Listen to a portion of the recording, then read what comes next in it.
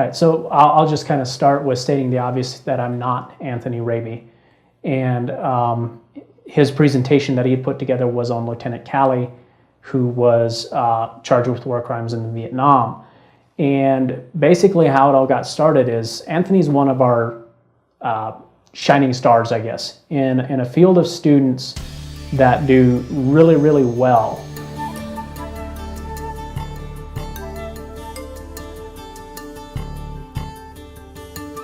He had started submitting articles to the Sand Hill Review. He had written a prize-winning script for a community college in Kansas, where they'd done a play there with him. And it was pretty incredible work what he was doing, and he was asking for more. He just kept asking, is there more, is there more? And all of a sudden we're like, well, what about Student Scholar Days? And so the original thought was to videotape him giving his presentation and show that. The facility said no videotaping, and so we moved on to having him call in. That was on the table up until about a week ago, when all of a sudden, I'm not quite sure what happened, but they were concerned about media coverage and all of that, and nixed the idea of him calling in. At that point in time, he typed up his presentation for each slide, and I agreed to read what he typed up for the presentation.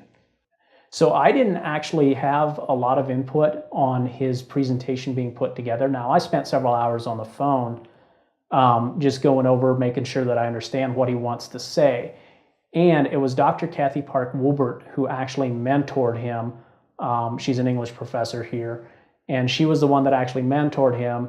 I was just kind of the go-between because of the difficulty with communication.